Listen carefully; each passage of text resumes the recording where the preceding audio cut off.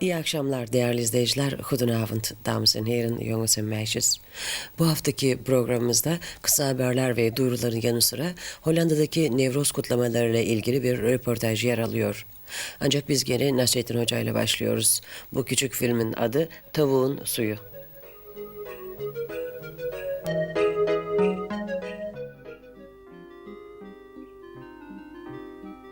Çaylar içildi usta. Ya bir çay dedik onun da bir çay. Ya oğlum benim şu nargileyi getir ya. Hocam demin pazara vardım alışverişe, içim el vermedi. Sana da armağan olarak bu tavuğu getirdim. Oh, zahmet etmişsin köylüm. Şimdi bu tavuk benim boğazımdan geçmez. Gel birlikte pişirip yiyelim. Ha?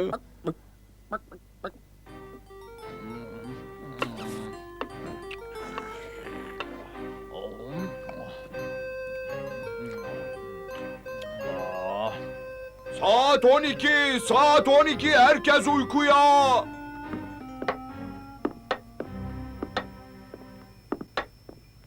Uğur ola.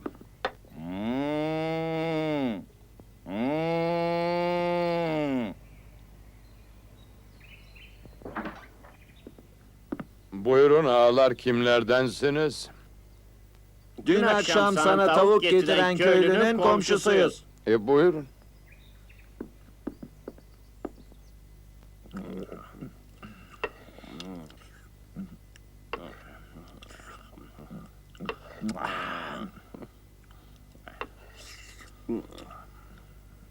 Nasıl, tavuk suyuna çorbayı beğendiniz mi? Eline sağlık hocam.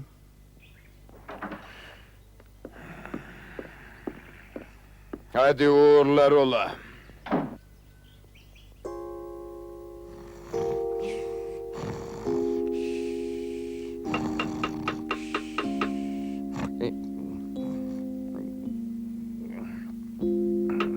Kim bu münasebetsiz gecenin bu saatinde?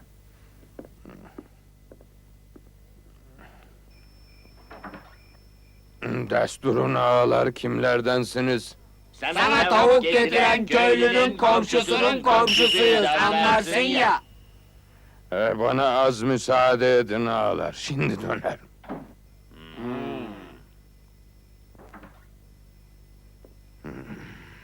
Buyurun ağalar. Aman hocam bu da ne? Sade suya çorba. Siz köylünün komşusunun komşusuysanız, bu da tavuğun suyunun suyu çorbası ağalar. 26 Mart Pazar günü Türkiye'de seçmenler belediye başkanlarını, encümen üyelerini ve muhtarları seçmek üzere sandık başına gidecekler. Seçim kampanyası 15 Mart Pazar günü parlamentoda temsil edilen parti başkanlarının televizyon konuşmalarıyla başladı. Ankara muhabirimiz Varlık Özmenek, seçim kampanyasıyla ilgili son gelişmeleri bize aktarmak üzere telefonda. Alo Varlık. Yerel seçimlere bir gün kaldı. Bu son hafta içindeki yoğun seçim kampanyasıyla ilgili gözlemlerini bize aktarır mısın? Hemen her seçim öncesinde son halk oylamasında da istediği oyu alamadığı takdirde çekilirim şeklinde sürpriz açıklamalar yaparak genel oyda kendi lehine şok kazanımlar elde eden Turgut Özal'ın bu kez eski başarılarını tekrarlaması zor gibi görünüyor. Pazar günkü yerel seçimlere bir gün kadar bir zaman var ama Özal'ın 4 ay önceki halk oylamasında elde ettiği %35'lik oy oranını tutturması olanaksız, hatta mucize gibi görünüyor. Son kamuoyu yoklamaları Anavatan Partisi oylarının %30 ve 1-2 puan yukarısına ulaşmasını başarı olarak gösteriyor. Pazar günkü yerel seçimden birinci parti olarak çıkma uğraşı veren Erdal İnönü'nün Sosyal Demokrat Halkçı Partisi'nin yaklaşık 1,5 yıl önce yapılan genel seçimde aldığı %24 oyu artıracağı hemen hemen kesin. Ancak birinci parti konumuna yükselme durumu Ecevit'in Demokratik Sol Partisi'nin koparacağı ya da koparamayacağı oya bağlı görünüyor. Pazar günkü yerel seçim sonuçlarını yaşamsal önemde izleyen diğer bir parti Süleyman Demirel'in Doğru Yol Partisi. Bu parti son genel seçimde aldığı %19 dolayındaki oyu en azından koruyacak gibi görünüyor. Peki Bedrettin Dalan'ın ben partiler üstüyüm demesi nasıl yorumlanıyor? Bedrettin Dalan olayına gelince İstanbul'daki seçim şansını kendisine partiler üstü hava vererek koruyan Bedrettin Dalan'ın tutumunu taktik ya da danışıklı dövüş şeklinde niteleyen çevrelere karşın olayı Dalan'ın seçim sonrasında ciddi bir politik tırmanış harekatı hazırlığı olarak değerlendirenler de var. Hatta bunlar çoğunlukta. Nitekim ilginçtir ki şu günlerde hatta şu saatlerde Turgut Özal'ın yerine yeni bir adam bulma çalışmaları yapılıyor. Bu tartışmaların Özal'a bugüne kadar büyük destek veren sanayi ve ticaret büyük iş çevrelerinde yapılması da dikkat çekici bir gösterge. Evet. Teşekkürler Varlık. Değerli izleyiciler, parti başkanlarının yaptıkları ilk televizyon konuşmasından sonra gazetelerin yaptıkları kamuoyu yoklamasına göre seçmenler Erdal İnönü'yü sevimli ve ılık, Ecevit'i öfkeli ama eskiye oranla daha rahat, Demirel'i rahat ve kararlı, Özal'ı sinirli ve tehditkar, Erbakan'ı ise sakin ve esprili buluyorlar. Evet değerli izleyiciler, yerel seçimlerde en büyük parti hangi parti olacak sorusunun yanıtı pazar gecesi geç saatlerde alınabilecek. Ve önümüzdeki programda sizlere yerel seçimlerle ilgili görüntüler ve yorumlar sunabileceğimizi umuyoruz. 1956 doğumlu askerlik yükümlülerinin 31 Aralık 1988 tarihine kadar bedelli askerlik için başvurmaları gerekiyordu. Aksi halde 3478 sayılı yasadan yararlanamayacaklardı. Milli Savunma Bakanlığı bu kararında bir değişiklik yaparak 1956 doğumluların 24-10-1989 tarihine kadar başvurmaları halinde başvurdukları tarihte bedelin yarısını bir yıl içinde de ikinci yarısını ödeyerek 3478 sayılı yasadan yararlanabilmelerini sağladı. Böylece 1956 doğumlular bedelli askerlikten yararlanabilmek için 24-10-1989 tarihine kadar başvurmak durumundalar. 31 Mart 1 ve 2 Nisan tarihlerinde Hasret Konserleri organizasyonu çerçevesinde Türkiye'den gelen bir grup sanatçı Enschede, Rotterdam ve Utrecht kentlerinde konserler verecekler. Hasret konserleri 31 Mart Cuma günü Enschede'de, 1 Nisan Cumartesi günü Utrecht'te, 2 Nisan Pazar günü Rotterdam'da yapılacak. 19 Mart Pazar günü Den Haag'taki Amesisia Salonu Nevroz kutlamaya gelenlerle doldu taştı.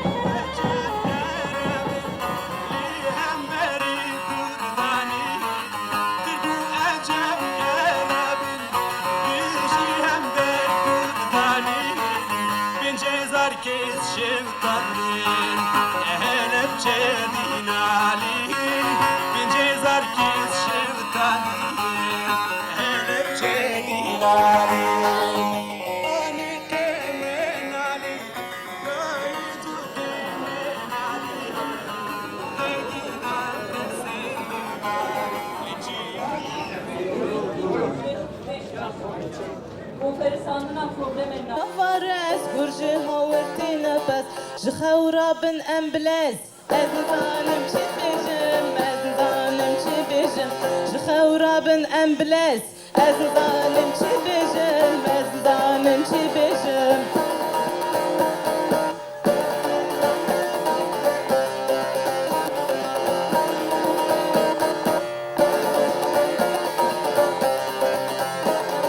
perçebune lek bilek hemmu bazen karbelek perçebune lek bilek hemmu bazen karbelek kengi karım bibin yek ezzanim çi bejim ezzanim çi bejim kengi karım bibin yek ezzanim çi bejim ezzanim çi bejim ezzanim çi bejim ezzanim çi bejim ezzanim çi bejim Ez zalim çibijim, ez zalim çibijim, ben zalim çibijim. Nevruz'un düzenleyicisi Hollanda Kürt İşçiler Birliği Yönetim Kurulu üyesi Şahin Çetin'le günün içeriği üzerine görüştük.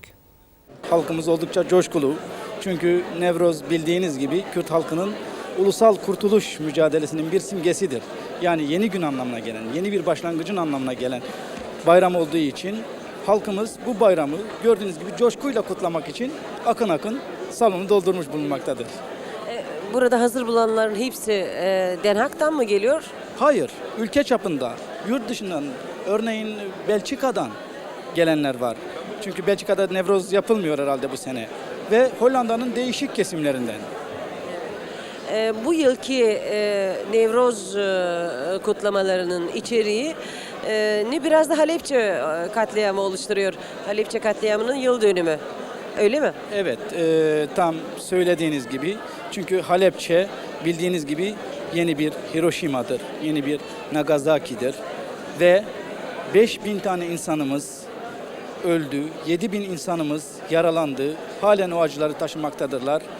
Bu Halepçe katliamı ne ilktir ne de son olacaktır. Halkımız yüzyıllardan beri bu acılarla baş başa. Fakat Halepçe'nin bir özelliği bütün uluslararası anlaşmalarca yasaklanmış olan kimyasal silahların hiçbir kimseye karşı kullanılmayıp mazlum Kürt halkına karşı kullanılması. Olayın ilgi çekici yönü budur. Halepçe, Gülşen'in bir damla kandır atlaslarda. Halepçe bir sızı bile değil. O çağdaş, o uygar ve demokrat zihinlerde. Gündeminde yokum insanlığın. Gündeminde olmadım hiçbir zaman. Hey insanlık, insanlık. Bu halk dövüşü bilir Şerk Hocam. Sevmeyi bildiği kadar. Arkadan vurmayı asla. Kalleşliğin ve soykırımın kimyası bu. Halepçe'de 5000 can. Artık et, kemik ve kan değil. Biraz hardal gazı, biraz tabun ve karbon. Gündeminde yokum uygar dünyanın.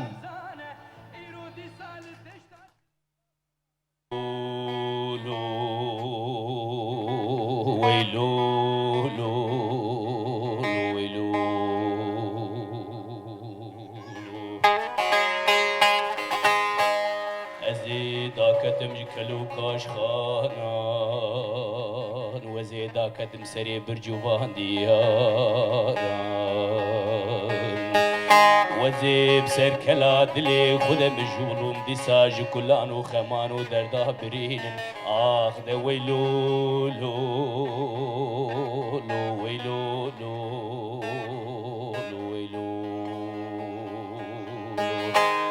دي سابوم بوبارانه هدري قردي مجودو مانه دنگه دایکا تل سر لور کی وانه لی باب بکدر خدا وجه سر زاروکانه زاروک مانه بی نفس بی روح و بی جانه آخ بریندار میلو لویلو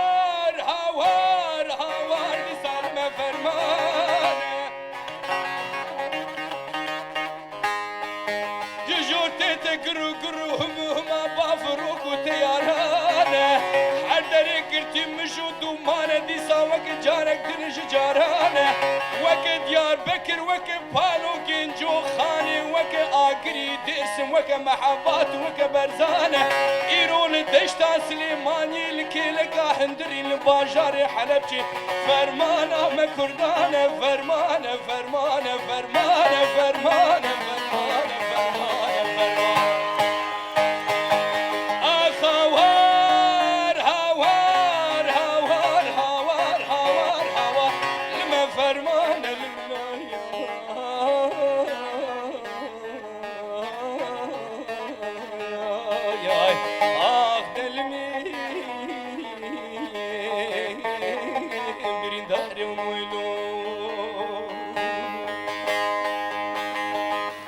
Wil je dat we even gaan dansen?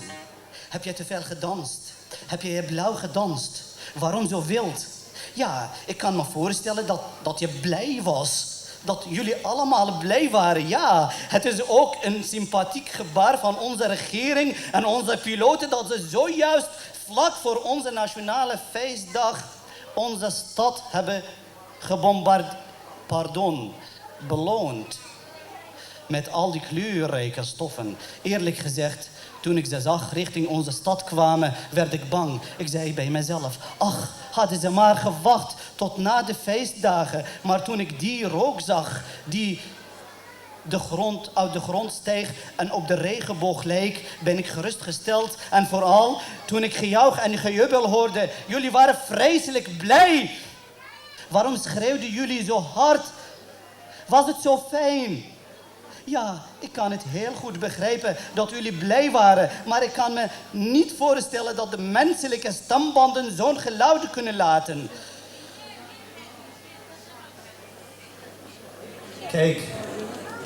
Kijk niet zo naar boven. Je mag niet zo naar boven kijken. Ben je boos? Op wie ben je boos dan? Op mij? Maar je kijkt helemaal niet naar mij. Je kijkt niet naar mij. Kijk naar mij. Of kijk je misschien nog naar de piloot? Of naar de rook? Beide zijn weg. Ze kunnen toch niet altijd boven onze stad blijven. Er zijn nog andere steden die ze nog moeten bombarderen. 31 Aralık gecesi Wunsrecht'te Türkiye'ye gönderilecek olan askeri uçaklardan ikisini tahrip eden Doktor Ko van Melle ve din adamı Kees Koning de Nevroz'daydılar. Wunsrecht ikilisi diye anılan Ko van Melle ve Kees Koning yaptıkları bu eylem nedeniyle tutuklandılar. Kees Koning, Türkiye'deki insan hakları sorununa dikkatleri çekmek ve Hollanda'nın Türkiye'ye askeri uçaklar göndermesini protesto etmek amacıyla tutukluluğu sırasında başladığı açlık grevini bir grup arkadaşıyla birlikte serbest bırakıldıktan sonra da Den Haag'da parlamentonun önünde 40 gün sürdürdü. Wunsrecht ikilisi 9 Şubat günü Breda'da mahkemece serbest bırakıldılar. Ancak daha sonra 6'şar ay hapis cezasına çarptırıldılar. U bent niet geslaagd met uw actie, aangezien dat u veroordeeld werd? Nee, maar dat zijn we wel gewend in dit soort acties. Vredesbewegingen die moeten een lange adem hebben. Dat je bakzeil haalt bij dit soort gelegenheden, dat is, vind ik normaal. Daar zijn we tegen gewapend, eerlijk gezegd. Ja. Maar Turkije is een NAVO-land. Is het toch normaal dat de NAVO Turkije helpt? Ja, meneer Bolkestein die kan dat beter vertellen dan ik. Hoe je Turkije erbovenop helpt. Hij denkt dus dat dat met straaljagers gaat. Ik denk zelf dat we met economische hulp beter uit zijn. Turkije is een arm land. De bruto nationaal inkomen is de helft van dat van Portugal. Maar de Turkse regering zegt in Turkije er is geen discriminatie onder verschillende bevolkingsgroepen. Dus Koerden, Turken, de regering maakt geen discriminatie. Ja. Ik ben nooit in Turkije geweest, dus ik kan niet spreken over eigen waarneming. Maar als ik tegenstrijdige getuigenissen hoor, dus enerzijds de Turkse regering en Van Houwelingen die hun napraten in deze, het is allemaal sterk aan het verbeteren. En ik lees tegelijkertijd, vrijwel tegelijkertijd, een rapport van Amnesty International die verklaart martelingen en onderdrukking gaan nog steeds door. 10.000 politiek gevangenen. Juist. Ja. Met daaroverheen nog een keer een schrijven dit jaar van Amnesty International dat de martelingen en et cetera doorgaan tot op de dag van vandaag. Dan komt het getuigenis van Amnesty International als niet belanghebbende organisatie mij geloofwaardiger over dan het getuigenis van een onderdrukkende Turkse regering. U bent nog steeds in de hongerstaking? Nee. Vrijdagmiddag om 5 uur zijn we opgehouden en we hebben een heerlijke maaltijd genoten bij onze gastheer en collega Gerard van Alkemade. En we waren ongelooflijk blij dat we met een aantal mensen uit Koerdistan in Turkije gezamenlijk het einde van onze vaste periode hebben mogen vieren met een heerlijke maaltijd. سالا إسال ميري حرام راب لو لو لو لو لو لو دوالك ظلم خريبة كدينا ومال قندينو جيرانا درد خزاني هوي هوي نايراي درد بندستي هوي هوي هوي نايراي دلان قلك خوش بو دليل بروقش بو دليل دجمن ريش بو بيبي دلاني بيبي دلاني دلان قلك خوش بو دليل بروقش بو دليل دجمن ريش بو بيبي دلاني بيبي دلاني جاني جاني جاني ودلي من برخوشة بيبي دلاني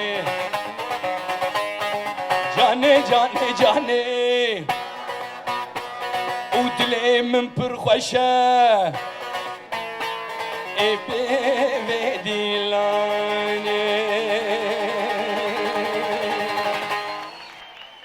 Pazar günü Hollanda'da yaz saati uygulaması başlıyor ve saatler pazar sabah 2'de 1 saat ileri alınacak. Bu uygulama Türkiye için de geçerli. Değerli izleyiciler, 21 Ocak 1989 tarihinde Hollanda Türk Spor Kulüpleri Federasyonu ve Pasaport'un düzenlediği halk oyunları yarışmasına katılan ekipleri bu haftadan başlayarak her hafta sizlere tanıtacağız. İlk olarak Almelo Antep halk oyunları ekibini izliyorsunuz.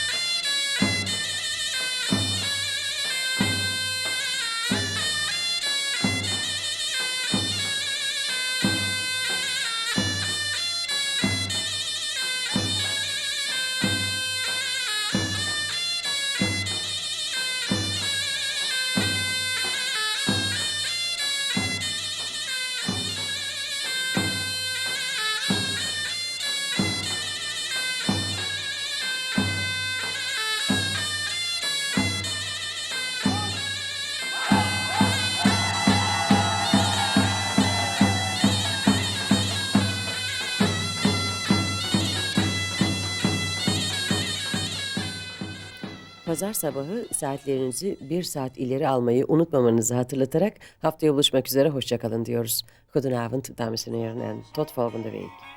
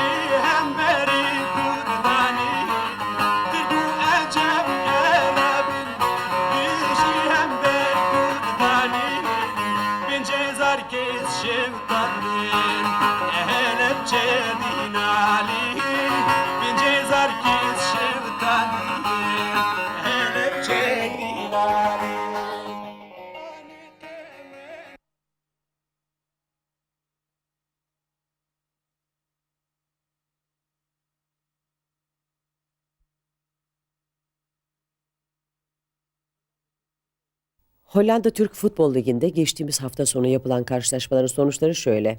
Beyaz grupta Den Haag Türkgücü Rotterdam Anadolu 3-3. Bergen-op-Zoom Ataspor Rotterdam Şimşekspor 0-3. Sarı grupta Rotterdam Barış 86 Korkum Türk Gençler Birliği 2-4. Leerdam Türk Gençlik Leiden Türkgücü 3-3. Mavi grupta ise Rotterdam Güneşspor Den Bosch Gençlik 0-3. Rosenborg Küçük Asya Alfın Türk Gücü 6-1. Hellevoetsluis 19 Mayıs Rotterdam Atılgan 3-0.